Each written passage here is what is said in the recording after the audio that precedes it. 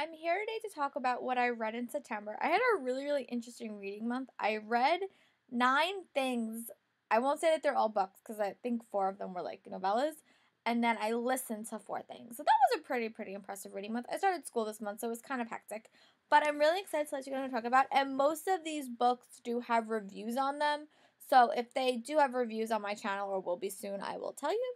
So the first 2 books do have reviews, and they're in the same little video. It's Diviners and Layer of Dreams. So the first book I completed in um, September was Diviners by Libba Bray.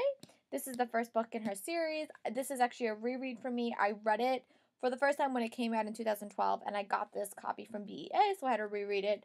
Layer of Dreams was coming out, so I really wanted to refresh my memory because I really forgot a lot about it. It's been a while.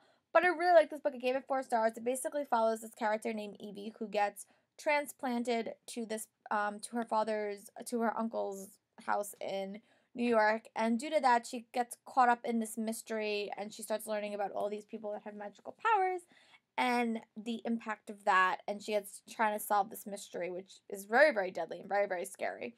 But it's also super interesting. And this book takes place in the 1920s, which I think is a really cool time period. And it's a really sweeping story, and you follow a bunch of different characters, and they're all kind of interconnected. So if you want more information about this book, just go to my channel and watch my review video. It's a non-spoiler. And then after this, I had to read Layer of Dreams, which I also was happy enough to receive from NetGalley, which I was so happy about. And that is the next book I read. I also gave this book 4 stars as well.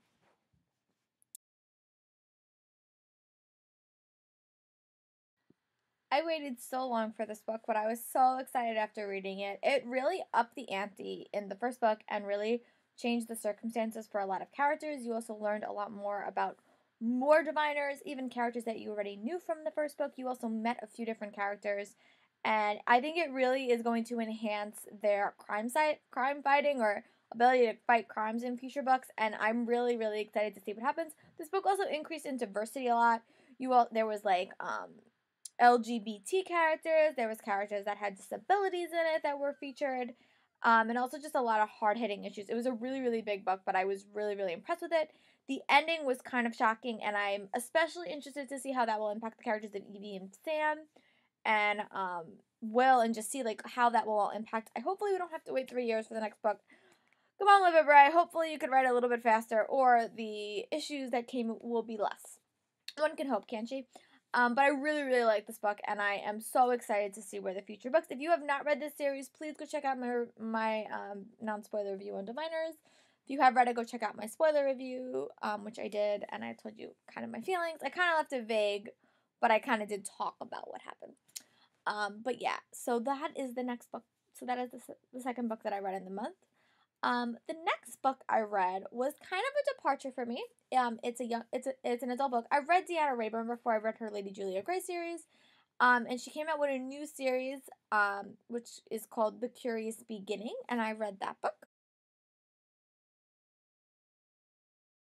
Diana Raybourn is amazing at creating fascinating, kick-ass women in a time period that they just didn't exist.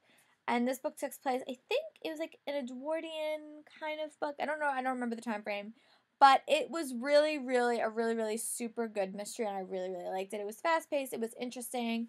You met Veronica Speedwell, and then you also met this guy that wound up having to save her because the man that was supposed to protect her was brutally murdered, and it's this whole complicated story about figuring out who Veronica Speedwell actually is, why people are so afraid of her, and what secret are they trying to keep. And it was super interesting. A really fast-paced book. I really liked it. I like anything by Julia Gray. I'm really going to try to read more of her books this month. I might try to read The Silent in the Grave and see what comes out of it. We'll see. This month's going to be a little bit hectic because I have a few books that I really want to read because they're like in series. So hopefully I'll be able to read, but I really liked it. If you guys want more information about this book, just comment below and I'll happily do a non-spoiler review. I just don't know if you guys are super interested in it. So if you guys want, I'll be happily do it. But it was really good, a really good start in a series. And the characters were just fun, and it was just like a nice adventure book with a woman in the lead role. And she was built to be like, smart and funny and had characteristics that you wouldn't expect women to have in that time period. And she really owned it, which I really, really appreciated a lot. And then the next novella I read was Voice of Gods by Eleanor Herman, which is the prequel novel to her book called Legacy of Kings. I also did a non-spoiler video about this series, and as I said in that video, if you are going to read Legacy of Kings, you must read Voice of God. It's for free on your Kindle, so you really have no excuse to buy it, but I think it's really essential reading to the series, and I think you should read it before you read Legacy of Kings, just because I think it makes the series a lot more complex, but also make a lot more sense. You understand character motivations, and you understand characters that you may not see in the book because of prior events. So I really think it's a really, really necessary reading, but it's a really, really fast-paced read, and I think it really sets up the world of Legacy of Kings, and I think you might need that information for Legacy of Kings. And then I was able to read Legacy of Kings by Eleanor Herman, which is also the Book Hype Book Club Pick of the Month for August. I am so behind reading this, but I really, really enjoy it. This book has a very Game of Thrones style-esque concept and feeling, but it is very unique, unlike some of the other books that I read this year that are very, very in the same vein, but I really liked it. It follows a young Alexander the Great as he is making his way through history, and it has a bunch of other characters. It has Kat, this girl who kind of gets sucked up in court life thanks to Alexandra and thanks to her best friend Jacob, and then you have Alex's stepsister Sin, and you have the parents, and you have Alexander's best friend Hephaestus, or I can't pronounce his name. It's not the Greek god, but it's something very similar. It's a similar spelling. But I really, really like this. It was a very, very fast-paced book. As I'll talk later about Legend, you really wanted to know what was going to happen. You were really engrossed. This book is very, very historically accurate, but I think it has a lot of like mystical thrown in, which is exactly what Eleanor Herman wanted. Eleanor Herman is a real-life historian. She has a lot of historical novels out there, but this is really a new journey for her, but I really, really liked it. It wasn't it wasn't like bash you over the head with the historical fiction, but you really like enjoyed reading it, and it was a very, very quick read. This book also had divergent perspective and divergent stories.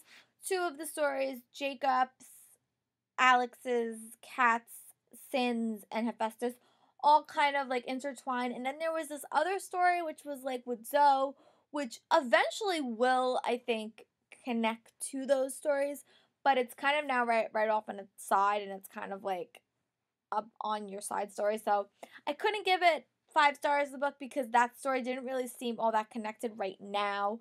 I'm sure in future books it will, but I really, really liked where she was going, and the twist at the end was really, really surprising.